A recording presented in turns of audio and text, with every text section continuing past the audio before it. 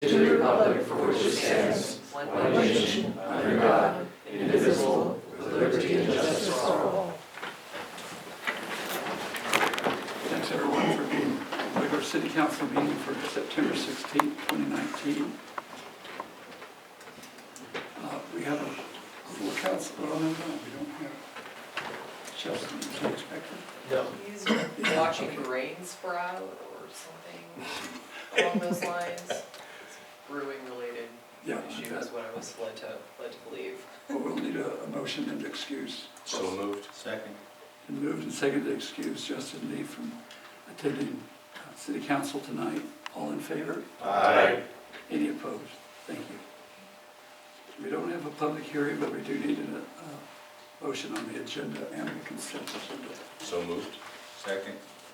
It's been moved and seconded to approve the agenda for this meeting and the consent agenda. All in favor? Aye. Very good.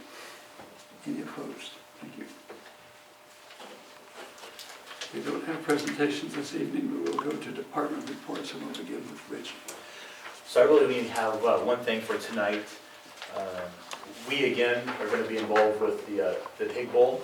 That'll be in the Dalles, and this will be the 15th year that they've been putting on the pig bowl, and it's going to be the Oregon law enforcement versus the Washington law enforcement, like it's been in the past numerous years, 10 years I believe or so.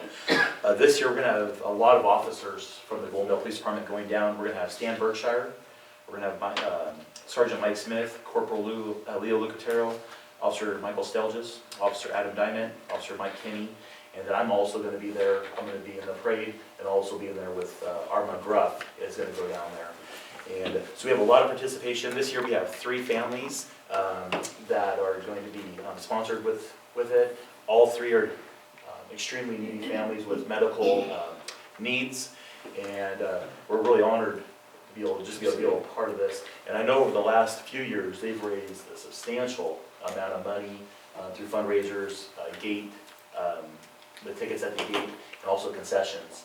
And everything that law enforcement does, the referees, the concessions, everything is donated, and everything goes to the families. So it's a great program, and again, we're honored to just be able to be a part of this. So, and tonight, that's all I have tonight. Well, that's excellent. Thank you.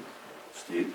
Okay, from fire department standpoint, things are going pretty well. The only thing we're dealing with is cleanup still from that big rain, which caused a little bit of flooding down there at the fire hall back in last month. So I don't know. I don't personally know where we stand on that as far as where we're going to end up, but I do know that we do have some scheduled meetings for CASIFA and the EMS board and a TIMS training there that's open to the public, and we're hoping that we can get our meeting room and every offices back up and going so we can continue with our training. It has been a little prompt to make trainings happen without our facilities, but Sure. we're making it. I've taken a tour to see what that damage was. If you need to use this room, we'll certainly make it available to you. I'll pass that on to know. Yeah, that training is really important. Thank you. Connie, any? The next item is council business, and the first one is a concurrence of council members on a special committee on wildlife. Larry, would you be presenting this? Okay, at the last council meeting, we heard a presentation from Department of Fish and Wildlife. And at that meeting, it was determined that we should select a committee of people to look at those issues that were presented. And the mayor has asked 3 members of the city council to be a committee on urban wildlife. And those 3 are Guy Terrio, Jane Roberts, and Shannon Middleton. And then in accordance with the Goldendale Municipal Code, it says the council needs to give concurrence to that selection, but it also needs to identify a task. Because it is a special committee, then the special committee will meet, and when their task is finished, then the committee is abandoned, so to speak. But it's a pretty simple task, and that is to review with the assistance of Washington Department of Fish and Wildlife their presentation of alternatives, and then make a recommendation to the council as to any action that needs to be taken to follow up on that recommendation. Does that sound about right? Okay. I move to confirm the members of the Special Committee on Urban Wildlife, which are Guy Terrio, Jane Roberts, and Shannon Middleton. Second.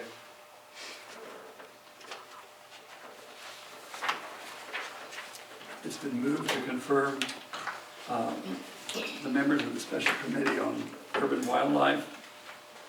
This is Guy Terrio, Jane Roberts, and Shannon Middleton. Any discussion? Mayor, I just think it's going to be a very important committee. It's not going to be easy, but it's something that the city's going to have to do, Yeah, it's deal with. definitely not an easy task. Exactly. It takes a lot of reasoning and a lot of planning to have much impact on wildlife Exactly. around here. Good. Looking forward to working with all of you. We don't need a vote on that, it's just concurrence, right? Right. Why did he make a motion? Well, we'll just call it concurrence then. Okay. If nobody objects, then we have concurrence. Yeah, that's fine. I guess I'll second it, but that's fine. Okay, that's fine. All the nodding heads told me. Yeah. Do you want to discuss a first meeting date?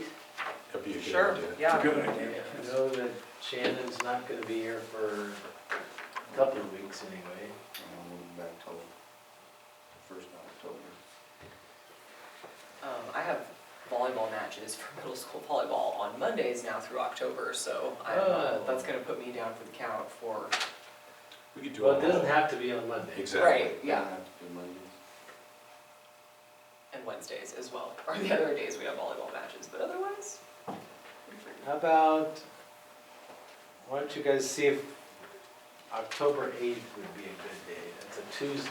that is the one Tuesday we're going to Bickleton to play. I know, right? They're trying to save on bus money, so they're sending us with the high school team, How about to the ninth? Bickleton. The 9th? It's a Wednesday. I don't, Do you still?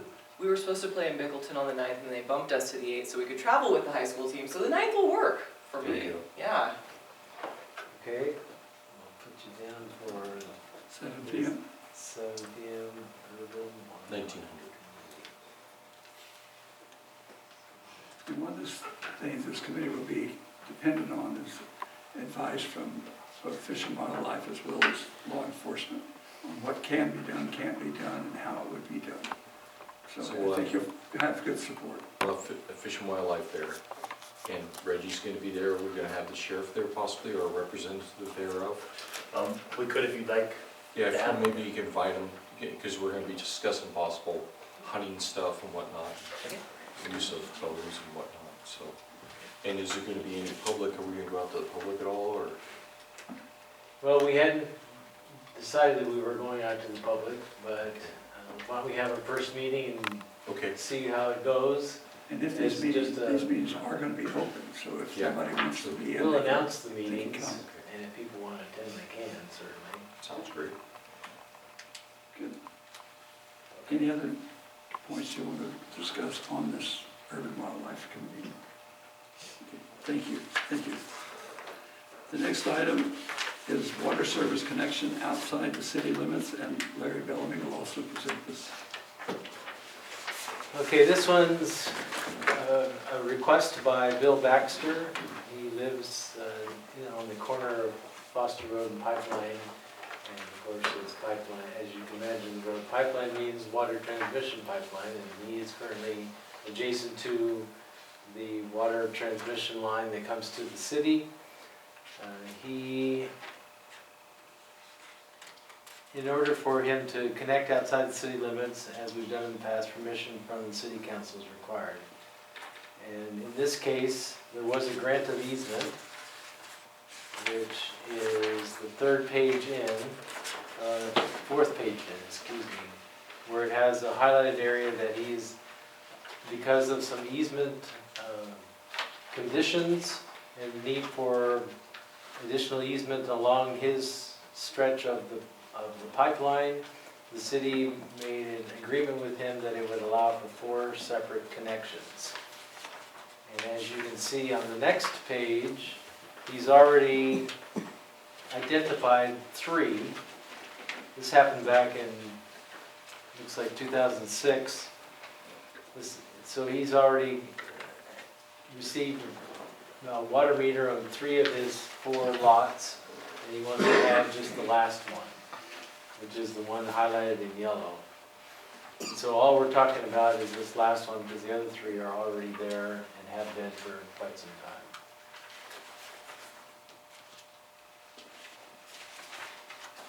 So this would make the 4th of 4. And he has finally given us a signed short plat. I think that's in here. So the next page is his signed short plat, which identifies the piece of property where the water will serve, And then, as we have done in recent times, we've also made a contingent upon signing of a utility service annexation covenant. And then that should work. We've met with him a couple of times, and he's ready to accept this last meter and connection of our water sewer system. So Very good.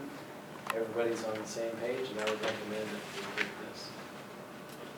I move to approve a water service connection for tax parcel 04160919070300, contingent upon an annexation covenant. Second. Any questions or comments? If not, it's been moved and seconded to approve a water service connection for tax parcel 04160919070300, contingent upon an annexation covenant. All in favor? Aye. Any opposed? Thank you.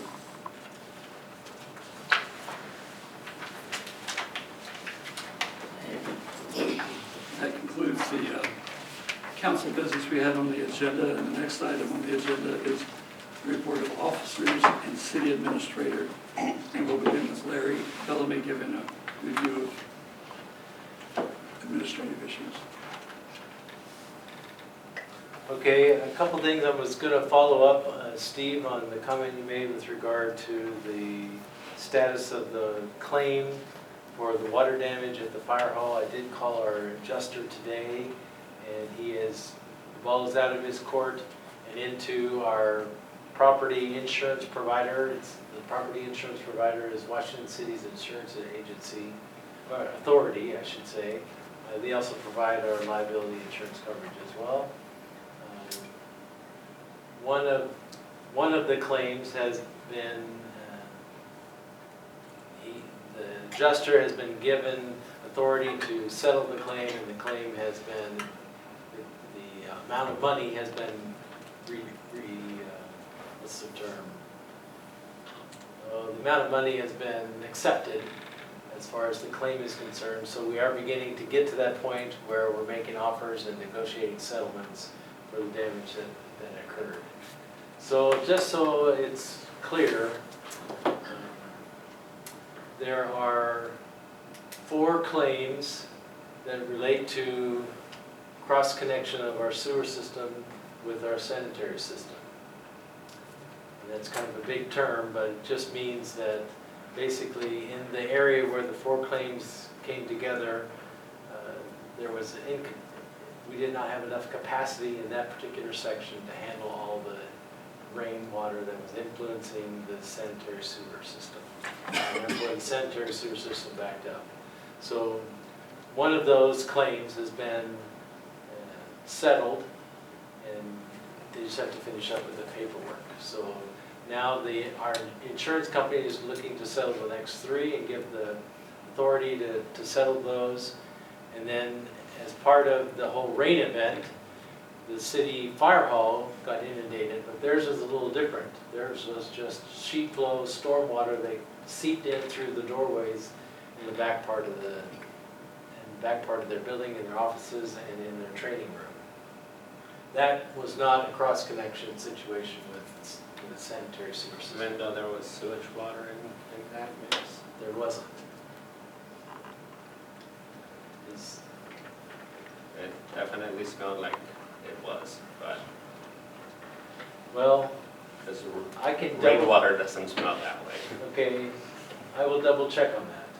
But I thought that's what I was told, so I will double check with Noah about that. But we'll do some further checking. And then we just recently had another claim that was filed. It appears that that's more water related than sanitary sewer related. But if it is sanitary sewer, then that's a different claim. So we'll double check on that, make sure we have the right claims set up. So we are getting closer to getting the things resolved. Hopefully today or tomorrow, I'll be talking with the adjuster to get the fire department number fixed. And then we'll go ahead and get that work finished and get them back into their offices. So does it normally take over a month to, I mean, because one, the fire department, but two, if there's 4 families waiting to repair their Well, homes, a month is a long time. What we did was, there were 3 things that had to be done. One is they had to get it cleaned up and restored via CertPro. So we did that very quickly and got that resolved, and then allowed the people to move back into their places. Albeit, they might have cut the sheetrock and done some preliminary things to dry it all out, but it got all dried out. And then the next phase was the identification of the build back, they call it.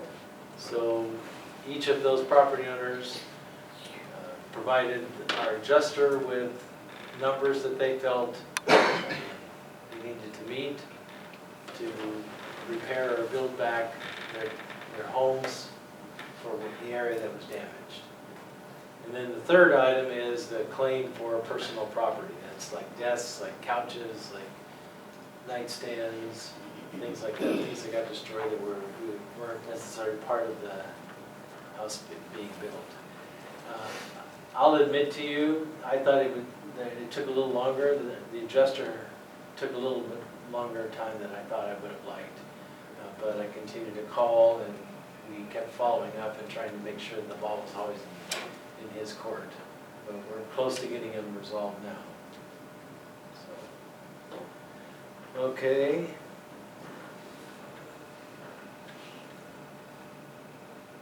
Then just some calendar items. Coming up on next Monday is the Broadband Committee presentation of the final draft report on the broadband high-speed internet stuff that's going on. It's about a 100-page report. We are going to actually, the mayor and I have decided that we're going to advertise this as a special session so that all the council members can come to the meeting. I will have a copy of the final draft in your mailboxes tonight, and then we'll also send out notices to all the committee members and a copy of the report as well. And so they should have a little less than about 6 days to review the report, and then we'll have a special presentation on Monday the 23rd. Is that at 7? It's at 7 o'clock. 7 p.m. And then on the 30th of September, we'll need to have a budget committee to talk about the 2020 budget and prepare for the council meeting that's on the 7th of October, which is the date that we're required to provide a proposed preliminary budget to the council. So that'll be an important meeting of our budget committee on the 30th of September. 7 also. That's also at 7. And then on the 9th, we just set up that meeting for 9th of October, is the Urban Wildlife Committee at 7 p.m. It's on a Wednesday. Then on the 14th of October, back to Monday, that's also at 7 o'clock. On the 14th of October, let's see, Is that a holiday, Larry? 14th of October, is it Columbus Day? I don't know. That's what it says on this calendar here, it's Columbus Day. We are not off that day. Okay, all right. It's all right, I need to engage you. We'll be here in the office. So on the 14th, back to Mondays, is the Public Works Committee. There was a request to have a Parks Plan discussion. And then council meeting on the 21st. I think that brings us up to speed on our dates. So hopefully everybody remembers all of that. Does everybody know what committees are on? So I need some information on those committees. I have Okay. No information on committees yet, and I'm not on any committees, so. Well, I I will like to give you review what some, they I all will give are. you some information. We have standing committees, 4 standing committees, which I'll put in your box and you can pick that up tomorrow too. Okay. And then we have the special committee that we just put together tonight. But the 4 standing committees are Finance, Public Works, Budget, and I can't remember the other. Event. Event committee. We also have the airport committee too. And the airport committee is still a special committee, that's Yeah. correct. They are not finished with their work yet. Oh, no. Well, speaking of airport, is there any indication when the next airport meeting would be, or is that? There is not. I did get some communication, however, that our consultant, Corley McFarland and Ty Ross are working very closely together to come up with numbers that we can both live with. I have conflicting information on that. They are not working closely together. Oh, Ty is a little upset with what he's, Mr. McFarley's coming up with, and oh, I think the whole ball's been dropped on that end, so they are not working together. oh, well, I got And some this work is- to do. I have not talked to Ty directly, it's coming through another source, Okay, so it needs to say, it's not good. Something about $500,000 just for engineering, for the fuel system. that doesn't sound right. Yeah, well, that's what's getting passed to me, so, I'll follow up on that, would you please? Yeah, because that's not the story I got. okay.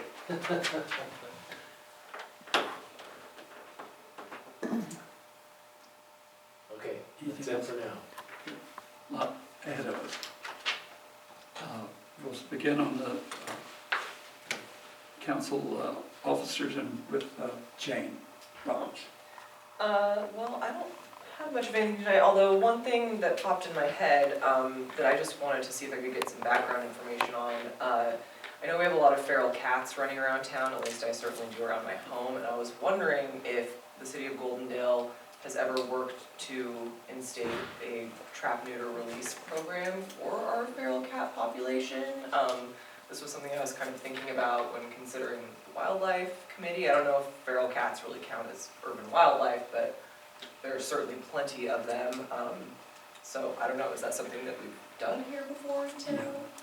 The SEEK, which is a community enrichment for Clickett County, it's a Oh, okay. 501c3. They've done a feral cat sterilization Mm-hmm. type of thing. I don't know that it was catch and release, but they would find homes for them, and I Oh, think okay. that's still ongoing. Well, I know there's a lot of towns do, where, you know, because they're feral and it's not necessarily like you could find a home for the cat, but, and having cats around isn't necessarily a bad thing, Just- but having them reproducing at a rapid rate, this was on my mind. And then a little kitten found me last night when I was out with, you know, after taking the dog out, and so then it really got on my mind. And I have several people that I know who've also had kittens find them, both recently and in the past, so, you know, just having some kind of program, if that was something that we look into, or if it already happened, you know. I'll check with Linda Williams, she's the president of SEEK, Mhm. to see where they are on that, and Okay. I'll let you know. Cool, great. And we're currently looking at different policies of other police departments Mhm. in other cities, Mhm. see what they do, Mhm. and what their process is. Yeah, So I have some of the staff of the police department already getting some model policies of, similar to our size, okay, of what we can do. Yeah. And I was gonna bring that to actually the ordinance committee, and show them, different Yeah. things that people are doing, sure. and maybe we'll at least get the ball started there. Yeah, no, I think it might be something to look into. I know a lot of places have been really successful with the trapping, the neutering, and then releasing them back out, because they're not really pet, you know, type animals. These are like adult cats. I mean, maybe if they have little babies, but the adults are just like, they don't want to be a part of that, so, yeah, that That's It good, actu- good to It know. actually came up with the last ordinance It committee. did. Okay. When we were talking about dogs, Mhm. we said, hey, the cats have tended to be a little nuisance too. Yeah, yeah, I mean, it's not, they're not super nuisancey in my life, I know there are several that live around my neighborhood that I see often, and just, they don't need to be out there breeding rampantly, because there just aren't enough homes for the little kitties out there, little ones. That's all, Thanks, Jane. thank you for the info. Okay, So go.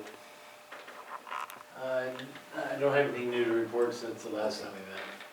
Have we looked at, because of this back flooding from our sewage system, have we looked at, I know we can't make older homes do it, but any new construction have stop valves in their systems? That is a part of the solutions. Yeah. Yes, we can do that. Okay. That is one option. And another option we feel would be to consider requiring people that have leaks in their systems, their side sewer systems, to go in there and fix them.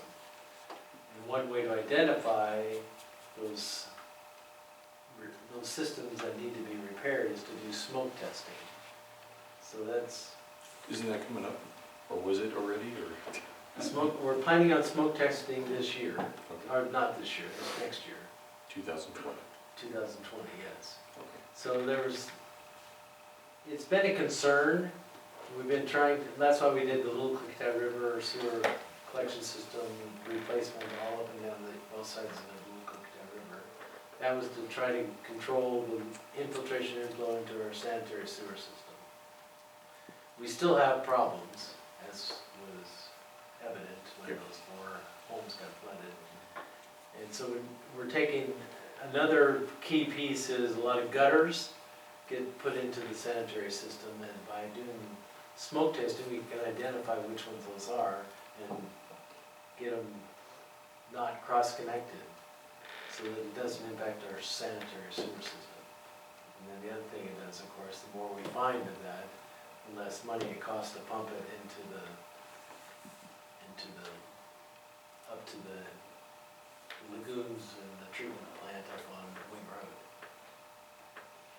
So is that something for the ordinance committee, that the stop valves at that? Or is That just would a- be something that we need to address in the ordinance committee. Are those, are the homes that were impacted, is that part of the plan for the repairs and everything That's a good question. to not have it happen again Amen. at the next rain? sure. I guess part of their claim. And that might be something to point out to our insurance, is that we're requiring these homes. So hopefully our rates don't go way up. Right, well, and we did talk about that. So Okay. we talked, I told him that one of the things we want to do is smoke testing. He said, well, we want to try to reduce the liability, and Yeah. those are all ways that we can reduce liability, so we need to address those issues. And do we, just following up, sorry, on the storm drains and all that, do we have plans as a city to redo all those, come up with plans, come up with money to That's, fix that? we'll talk about that in the budget committee, but it hasn't been a real priority as far as the sanitary sewer system. Excuse me, you were asking about the storm sewer The system. storms, yeah, crossing and making it its own. Yeah, that's the way it's designed right now, is it's just supposed to handle the storm water. It's not designed to be treated or anything like that. The system was overwhelmed by the volume of rain. Right, That's- so That's what caused It it. just needs to be, I guess, updated maybe. Yes. And the backup chiefs on the Pig Bowl, it's a great event.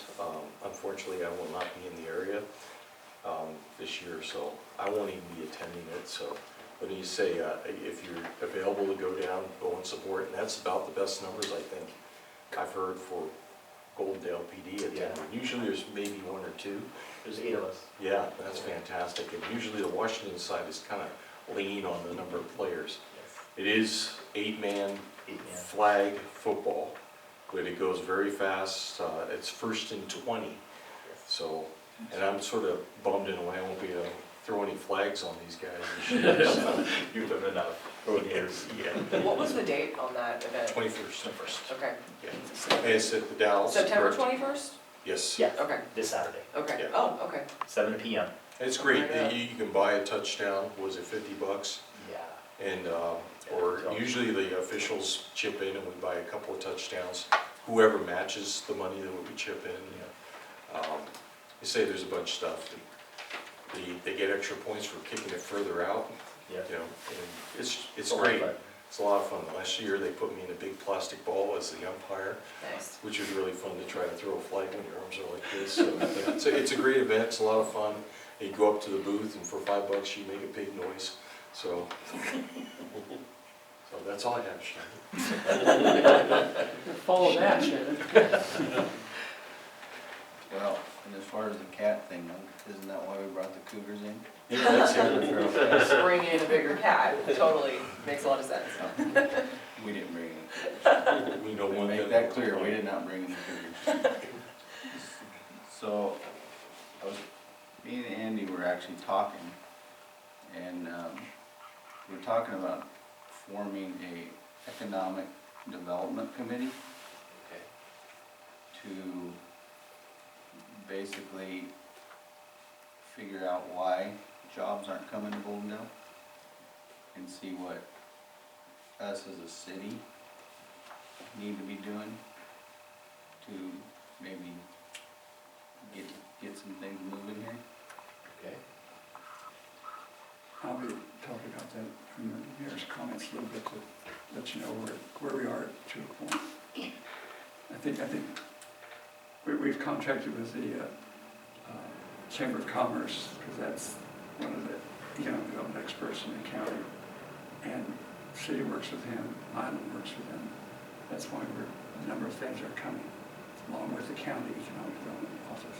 Well, we were just thinking that we could not only get people from the community, but maybe some business owners in on it to kind of find out what we can do or what we're short of. Sure. I think what the idea is that what Shannon and I talked about are, creating some kind of a generic letter and send it to 20 different companies. I mean, I have no idea exactly what companies, but see if we get any response of why they wouldn't come here. And I mean, maybe out of that 20 companies, maybe one will go, oh, we never heard of Goldendale, and they look into it, and then the next thing you know, they're wanting to buy property out here at the, industrial park. I mean, it's just an idea that Shannon and I had to maybe get some interest in Goldendale from businesses. Because one of the things is, if we find out that, one of the reasons why some of these tech companies, aren't coming to Goldendale is because we don't have people that are qualified for that. I know that there are places where these tech companies have developed programs for like our high school to actually teach to that program, and then when those kids get out of school, they'll actually can go to work for that tech company and get their degree right through that tech company while they're working. And if that's the case, it's a win-win because they've developed this program also for the high school. And then you got students that would be graduating and they're not gonna have a huge college bill and they can go right off into the workforce. And we could get a tech company, which it's pretty green and everybody likes green companies, so. Just something to think about. Thanks, Shannon. Andy, you're half of this, so. Yeah, I just said my comments, I think that we should be a little more proactive. I know that, the chamber's doing their thing, the county's, I don't think it'd hurt to have more input, I guess, I think that's fine. Sure. Take it, Phil? I think that idea is really good. I think without having to go to the Chamber of Commerce, they do what they do, but we need information as to what we can do. Tax things, not just you know, helping with the property sales, but there's tax breaks that can happen and all sorts of things that I've heard of other cities doing, and there's so much that the actual city council can do to that. I think that'd be great. So we can't just sit here. So, and I like the idea of the high school because that involving the schools, because the school's budget right now is pretty short, which is concerning, and I think that will eventually should involve us. They had a lot of cuts this year, so that would be great. The other thing I just, with economic development, it goes along those lines. I think as a city we need to look into having a position for a grant writer. I had emailed Larry about that idea, but there are a lot of grants that we're not taking advantage of. There's USDA grant for new facilities for the city that start at $750,000. Certainly upgrading the facilities around here would be nice, and that money is there. We just need someone to write it. There's fire department grants in the millions of dollars, but without a full-time dedicated person, that takes a lot of work, and having that education level. And I think with the police department, I mean, they write a lot of grants. I've done a few grants for the fire department. But certainly if we had somebody full-time dedicated just for that and looking and with the experience into those federal grants, we could have all sorts of money coming in, especially where most grants in the rural communities are for smaller cities.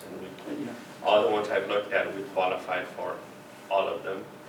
I talked with Andy in the past about grants for the storm systems, which in the city where I was at, we used the storm money to line the river and line it with a beautiful trail system. It wasn't just, you know, a barrier, it was a whole trail system throughout the river. So beautification of the city. And that's all out there, but, you know, we're gonna have economic development, the city needs to look nice. I mean, to point it out, I know everybody's seen, you know, drives into town, but you drive into town and it's all dry. It's not something to look at. So if you're on 97 and you drive past, you're like, I'll go to the next town. So that's what I'd heard for quite a while. Yeah, I think that if we can help it along with, you know, looking into businesses and everything, then that would be great too. The other thing I'd like to do, I missed a couple meetings, so in trying to do my homework, and I appreciate that I can go to YouTube and watch the entire meeting, which is great, because I think the minutes are a little lacking, and I know our staff does a lot, you know, and every Monday, every other Monday, they have to go back and type up the meetings on top of their daily work. So maybe look into how we can help them, either having recordings and having it sent out to get typed out. That way it's more detailed instead of, you know, this item passed. I'd like to see who spoke, more detail. More detail to it, sure. Yeah, and I know our staff does a lot of work, and to ask them to do that, that would just probably put them over the edge. So I don't want to do that, but I think if they can find something that can help them, you know, then that'd be great, and, you know, ease the burden on them and let them do more of their daily stuff that they do. So that's all I have. Okay. Milo? Yeah, thank you. It's very good comments, yeah. Again, on the governor visit to Roosevelt, that looks like that's going on very well. And so, one other item I wanted to bring up, I was wondering at the next meeting, could we talk about the Colony Park building? Kind of go over that again and get more information, if that's agreed with the rest of the council. To you, Larry. This would be at our 10-7 meeting? Yes, right. Okay. That's pretty good timing. I've actually reached out to our liability insurance provider to see, and gave them a copy of the structural report that was submitted by a local engineer, and to get some feedback from WCA regarding if they have any concerns about liability or structural soundness or something like that, or some ideas on how to proceed. So I think I can be ready by that time to give Yeah, okay, give a response yes, to where we stand on that particular issue. sure. No, I think that'd be great. So, anyway, that's all I have. Okay, good, thank you. Under Mayor's comments, I wanted to point out, because this has to do some with the economic development work that's taking place. And the things that are coming, one is the large vineyard and winery development that's taking place down on Highway 14. That's where our Gene Callan is the head of that project. It's an enormous one, 4,500 acres of vineyards. Now, that's not in our city, but the hundreds of workers they're going to use yearly will have probably no other place to live nearby than Goldendale, where they can have homes. So that's one. Another is a pump storage project. Again, a county project. It's something that's a massive project with over 3,000 jobs. And that will begin in probably 2 to 4 years, depending on when the federal approval comes. So there's a lot of these things like that. There's also a high-tech project that is extremely interesting, but not a whole lot of people can talk about.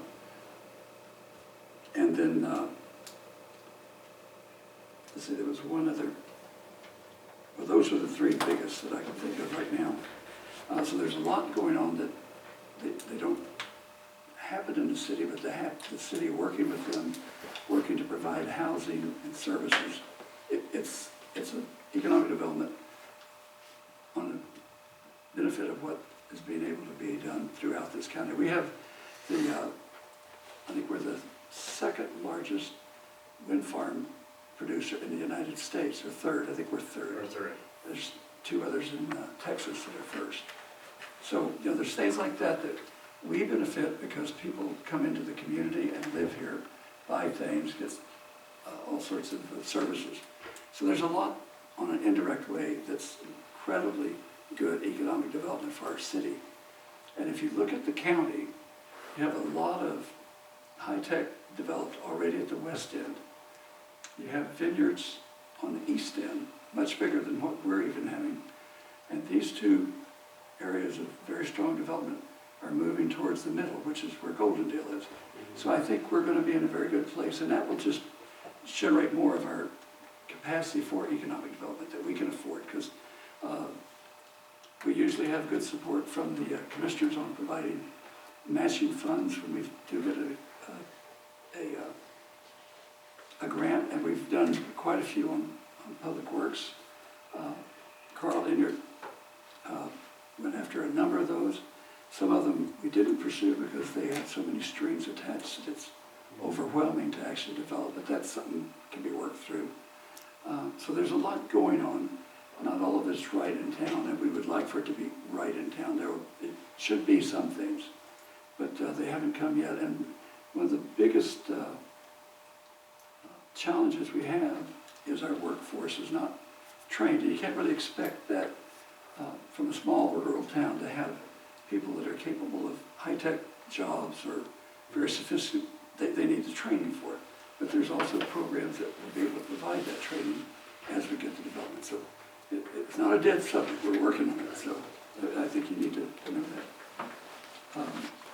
Those are the only things I wanted to talk about. Is the future has quite a bit already in it that is going to benefit us as far as residents, potential jobs, additional services, and that should bring in a whole range of related smaller businesses that would probably do best in a city.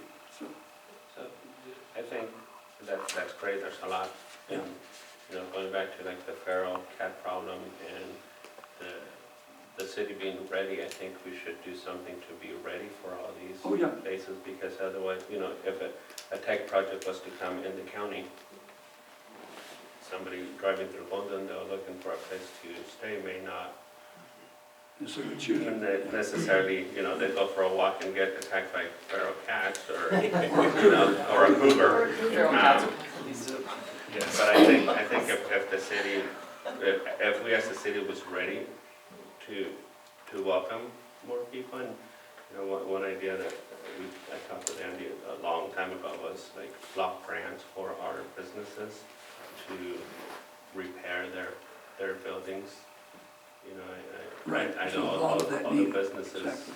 you know, they do what they can, but certainly, you know, a fresh coat of paint, you know, in the form of a block grant might make it so somebody driving through town might say, hey, that's a nice city. Yeah. Something, that's great. But It it's, just needs it's to be coming. ready, yeah. Yeah, it's a step-by-step process. That's all I have, and the next item on the agenda is public comment. Anyone here for public comment? I want to address the Okay, if you could just give us council again. your name and address and tell us what you need to discuss. We appreciate you I'm being here. Mildred Hughes, owner of property at 310 Northeast High Street, which is right across the creek from the little Econe Park. And I was sick in the hospital, and the people that put the new sewer system in came and threw my stakes where my fence was going to go, every which way, and put the sewer through, and I insisted on them putting a backflow valve so I didn't get flooded again, because I'd been flooded 3 times in less than a month when the new sewer system was going through, or just before it went through. And they had a staging area next door, and they didn't use sewer pipe, they used aqua pipe to put the sewer in. It's too small to take the sewer. I used to be a plumbing contractor, and I know what I'm talking about. Sure. My husband was dispatched to me, and I was signed up with both the union in Pasco and the union in Portland. And I had to pay him as a licensed German plumber. Sure. And they did the staging of the sewer system next door on Riley's program, and they used aqua pipe, too small a pipe to put the new sewer through. And I know that you've been having problems Right. on up the line from me. And I have not got flooded because of my anti-flood. I've had real slow plumbing. And I went out to look to see if the hornets had built nest in my vent pipe, and they hadn't, so I know it was from the fact that other people were having problems with their sewer. Right. And I'd like to have it addressed that I have got weeds that people don't even want to come on my property. And I had a quote from some kids that I know were minors that OSHA wouldn't let me have them on my property. And they wanted $230 to clean off my back lot that they brought in mare's tail, foxtail, what's the other, tansy weed and stuff when they backfilled my lot. And I had real good soil on my property back there. And Carl had told me at the time that they could not use, I could not use even weed and feed on my property because of the little cliffs that being right there. And they, as far as I know, have only been on my property and hauled some of the dirt out once since the sewer went through. And it's really bad back there. And I'm too old to take care of it myself now. I'm 80 years old.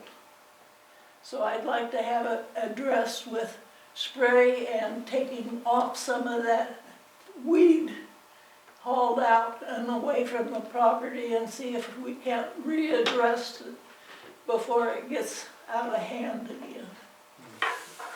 We'll be getting in contact with you to make a plan or to see what we can do. It's, We understand what you're going through. 773-3931 is the only number, and I haven't had my phone on answering machine, so if nobody will answer if I'm not there. 773-3931. Yes, thank you. Thank you. Is that something that we need to look at with the city if they did indeed use the wrong piping for that contractor job? Always, it's one of those things. We'll have to find out what the requirements are, and it may not be right for the size of our city anymore, for one thing. Hard to know, yeah. But we'll look into all of it. Asa, I assume you're coming this way. Well, my name is Asa Israel. I live at 159 East Ponderosa Drive. So, your story is a great example of kind of, as I listened to this council meeting, I've kind of thought about a lot of different things I wanted to talk about. But I think, Filiberto, you made some excellent points. I think coming from outside the city, you have great perspectives. You bring a lot to the table, so I'm really glad you're part of the council. I really appreciate a lot of things that you said. I think to back you up, I want to encourage the council and myself and all of us as citizens to recognize that we are poised in a good position. I don't think Goldendale is such a bad place to live. I grew up here. I love it. But I've seen some pretty big mistakes being made by the Public Works Department and the city, and coordination between all these different organizations. The loss of trees, for example, is a devastating blow to the community. But moving forward, Filiberto made an excellent point that if we focus on what we can do and we dream a little big and we lean into it and we don't wait until we get behind the 8 ball, we can make Goldendale develop the way we want it to develop, you know. A good example is how many dilapidated trailers there are in Goldendale. It's pretty awful. I know people who live in them. You can see the ground through the floor in their bathrooms, you know. So, you know, it's a big problem and a big thing to tackle. But what I've learned is if you get up and you talk to people and you're fearless about the things you really are passionate about, you can do cool things. But it takes a lot of work to get along. It takes a lot of work to get things done. So I wish you all the best. I wish Goldendale the best, because like you said, I think Goldendale's going to keep growing. Portland's going to keep spilling up. The gorge, the Dalles is growing, the river's overflowing. So I just think we keep our eyes on the ball and we try to influence things, because the things we want to see, we can make change, you know. That's what we do as citizens, we make change. You guys are in a great position to do that. I don't know much about running a city, so good luck. But I learned a lot from working with people who, yeah. Thanks. Thank you so much. Anyone else here for public comment?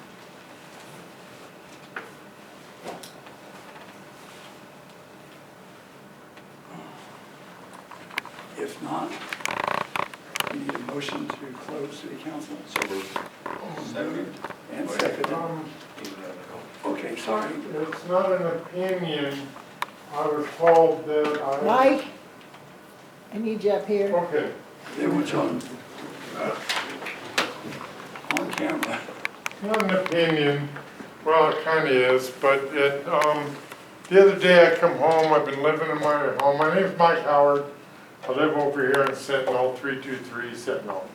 Been there 20 years. I've been buying that house. Throughout the whole 20 years, I've had a boat parked on supposedly city property, the street curbs here, then you own, I think, 8 feet of that. And I've had a boat parked there in my pickup, that's what I do. Okay, so I got this,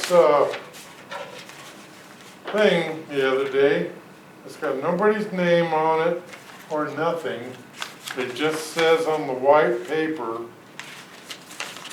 that, number 4, trailer unhitched in right-of-way. GMC 10.16.080. Okay, so what's this all about? I keep my yard up, I keep my boat covered, it's been there, nobody's complaining. I hear there's a new guy now that's doing this to my neighbor down the street, Scott Dollarhide. He's got a big toy haul, it is a big old thing, but he took and moved it out of town. Well, I went up to the police department and they told me that I could find another home for it, or I could move it out my boys. I don't trust anything past my property. Somebody's going to steal something, you know, and I have a vehicle in the back that I'm working on, and my garage is down there. Wife's car's in the garage. Happy wife, happy life. So if I park that boat in her way, it's going to create another problem. So I just want to know, it's always registered, I got it covered, nobody's ever complained in 20 years, so what's this all about? I know this thing here says, no person shall detach and park any utility, horse trailer, or recreation vehicle upon a city street or alley. Now, is that little bit of gravel part of the street? Because you can't drive on it, you got a curb. Right. And is that part of an alley? So Larry, is there a part of this, because I know there's gonna be other issues, I know there has been in the past. He's been doing that for 20-some years. Is there an exception to the rule? Like case by case? I'm very interested in your question. In the section 1016, where it talks about parking, which was passed by council about, when was it passed, Greg? Do you have the list there? Yeah, for the unhitched trailer. Yeah. So when did it pass? Is it the very end of the paragraph? 2011, Okay. actually 2015 was the Right. most recent. So 2015, we adopted a new parking ordinance, and the idea behind the parking ordinance was to try to create some rules around parking that helped clean it, give it a better curb appeal, clean things up a little bit. So we've kind of ramped up, not ramped up, that's not a very good term, but we've been enforcing the parking code and over the years. And one of those parking codes is not to allow people to park their trailers or their RVs or their motorhomes in that parking strip between the curb and the property. And so, Mike, right? Right. Mike's situation is such that he's parking a boat trailer in that particular spot. And if he wants to look at an exception, we did put in the code that appeals can be taken to the ordinance committee to review their particular situation to see if it would fit. Look at options, look at alternatives, look at a way to help them out. But we put that in the hands of the ordinance committee. Now remember, as an ordinance committee, you've got to think of ways to make this a true exception, because once you make it an exception, then it's an exception for everybody. It opens up a can of worms. I just This think opened my that just- can of worms. That's my opinion. I think what I think sometimes we're running into here in Goldendale, there's some properties where that may be the only place where someone can park something. You know what I mean? So I think we should be able to look into an exception and go case by that, because there's some properties where you can't even get to the back of your backyard because the house is the wide as the lot almost. Correct. So I would say that's probably, and and this is probably low, 75% of the homes in Goldendale, because the lots are so small. I mean, I get the ordinance, that part of it, but it is a park strip to be able to park. And I think that's one of the, I go around to Yakima, some of these other places, and that's where they have a lot of their RVs are parked in the park strip, not on the street. And I think that's part of the issue, is not having it on the street. But if you have a park strip, I think you should be able to park. Well, that's something that the ordinance committee's gonna have to do. Because you can't, majority of these homes, you can't get down next to the house because the lots are so small. So, I'll be devil's advocate here, I think if there's a ordinance that was voted in and the police department had the job to go enforce it, and because obviously it's gonna make people unhappy, and now we're gonna back down and pretty much put the police department in a position where they're the bad people when we're asking them to enforce it. So I think if ordinances are put into place, they need to be enforced. Maybe that should have been looked at the time of the ordinance, but in going back to the conversation of making Goldendale appealing, we need to be very careful on how much we allow, because, I mean, if we have a property and everybody lines up their trailers, their RVs in front of those houses, it's still that appealing job, and we're backing down from, instead of supporting the police department, we're saying, oh, you guys did bad, you have no enforcement powers, stop enforcing it. We can't be backing down every That could time, be very damaging. you know, that. Well, that's what I'm saying, That's case by damaging. case. Well, I that's mean, you have to damaging. go look at that, I mean, that's. Yeah, that's damaging to the police department too, because then they're, I'll tell you what they're gonna do, because I've been in law enforcement, they're gonna say, every time we enforce it, they back down on it, so why put ourselves in that position where someone's upset and comes to our office or things like that? I mean, certainly I can understand the position, especially not wanting to make the wife mad and coming up with a resolution there, I totally understand. But I think as we're making new ordinances and coming up with that, we need to look at maybe giving him the time, and maybe the exception would be, okay, let's, a year's time to let's figure this out, and here's the exception to your rule, we're gonna give you this much time, instead of enforcing it tomorrow and having a tow come in. You know, we're gonna give you an exception of 365 days to resolve that parking issue, but if the ordinance is such, you know, the gentleman was talking about RV trailers. You know, I live across from the RV park, and I looked at the ordinance, and there should be no mobile homes in that RV park. Exactly. That's another exception, you know? So when do we enforce, when do we not? And do we back down away from And the consistency is the everything? key. So it's a Succeed. slippery slope. Well, I understand the reason why it was. I mean, because there was so many junk trailers being parked. We had to That's have teeth actually- to the. That is it. Well, We went around and did all the trailers that had flat tires, and, you know, once, I think were the main reason, a lot of it for the ordinance. right. Well, when you go around and you enforce all of the other ones, then they go around and say, well, you didn't enforce that one, and you didn't enforce that one, and you got caught, because somebody was saying, even though your trailer is a beautiful boat trailer, well, with the boat, it's a boat, you know, in good shape, you know, it's licensed, it's, the Clean, tires are up, it's covered, clean, nice Moses weeds, and it's on gravel, so you fit everything besides the unhitched part of it. And the problem is we're going around and enforcing everybody else, and we did, I think the day that you got your warning, I think we did 30 other ones, and I think we wrote 6 actual parking tickets because, you know, it's just where's the fair with us, you know, and I'm gonna be honest with you, the trailers in the city, I probably get more complaints on the unhitched trailers than any of the other parking. Parking the wrong way, people understand that, I mean, but the trailers are a tough one for people, especially when it comes to RVs in the summertime. Not enough room to So- park the way. when does this ordinance committee meet? That's the next one, Larry. That's what I would like to know, and what paperwork do I need to obtain to bring it to them?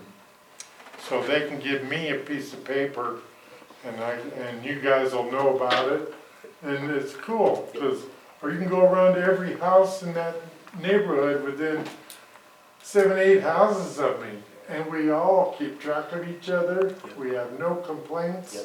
So, I'd like to go before this ordinance committee with whatever paperwork I need. Let's 'Cause first talk about the date, and how about on the 7th before the council meeting? On the 7th, like October 7th. October 7th. So 1800. Yeah, 1800 would be good, 6 o'clock. Okay, October 7th at 6 o'clock. So is my ordinance committee okay with that, Guy, fine. Mylan? And Justin, you'll have to be. Yeah.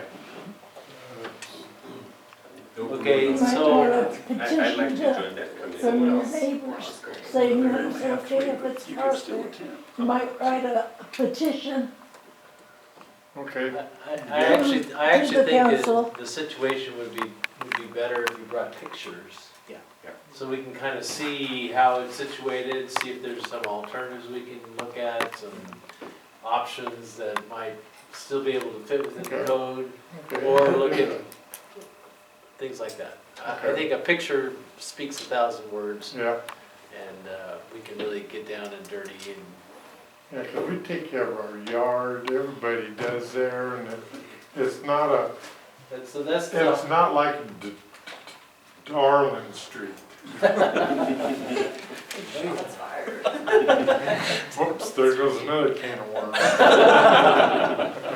You know this is where I'm What's the getting fishing at, boat you can do? Let's go fishing. Okay, I'll see you then, thank you. Thank you, thank you. Good, cool. Anyone else for public comment? We appreciate all the input and discussion too. If not, we'll need a motion to. We have a motion already. It's already Oh, we on the did, table. okay, it's been Yes, it moved. is. And seconded. And seconded to adjourn the city council. All in favor? Aye.